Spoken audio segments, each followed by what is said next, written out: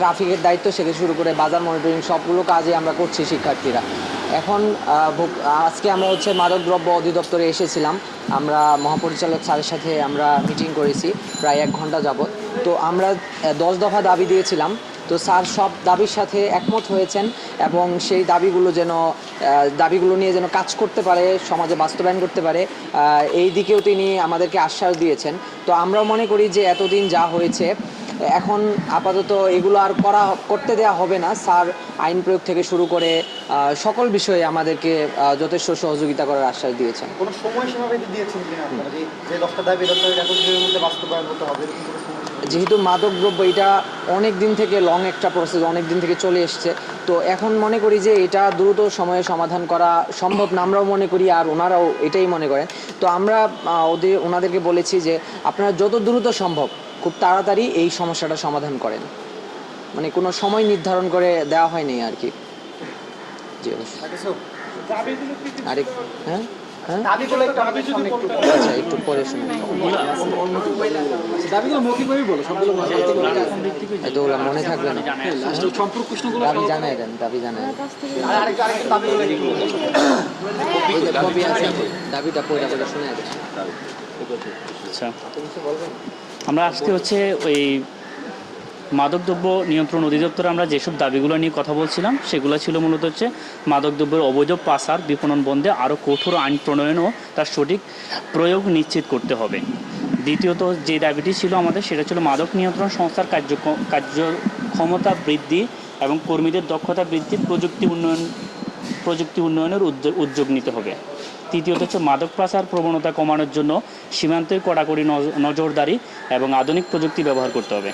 চতুর্থত মাদকের ক্ষতিকর দিক সম্পর্কে জনগণের মধ্যে সচেতনতা বৃদ্ধি, নিয়মিত প্রচার অভিযান এবং শিক্ষা কর্মসূচি পালন করতে হবে।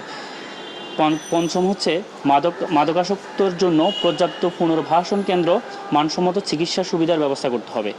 6 পুনর্বাসিত মাদকাসক্তদের পুনরায় সমাজে প্রতিষ্ঠিত করতে কর্মসংস্থানের ব্যবস্থা করতে হবে।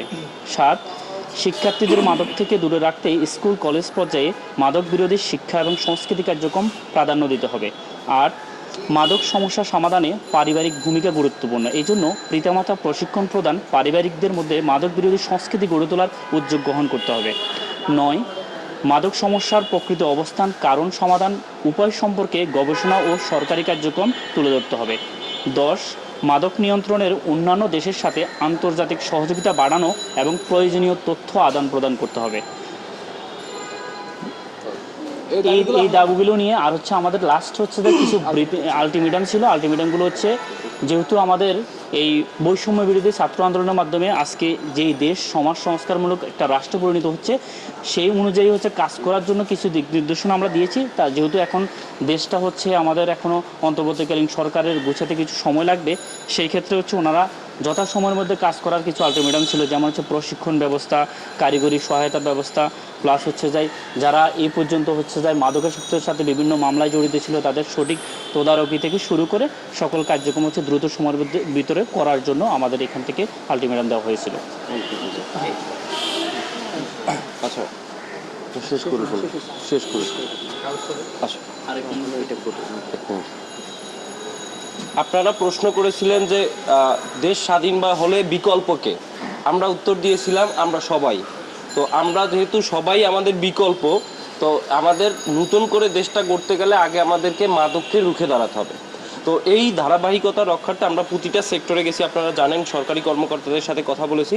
তো আমরা আজকে মহাপরিচালকের সাথে কথা বলেছি, উনি আমাদেরকে আশ্বস্ত করেছেন এবং উনি বলেছেন বিগত দিনে যা হয়েছে এটা আসলেই আমরা কাম্য ছিল না। এখন আমরা নতুন করে বাংলাদেশ গড়তে হলে আমাদের আগে সবার প্রথমে মাদকের বিরুদ্ধে সোচ্চার হতে হবে। যেহেতু বিকল্প আপনারা, আপনি, আমি, আমরা সবাই, তাহলে আমার একার আসলে হবে না। আপনারা নিজেরাও যার যার জায়গা থেকে আপনারাও একটু সতর্ক থাকেন এবং মাদককে না বলুন।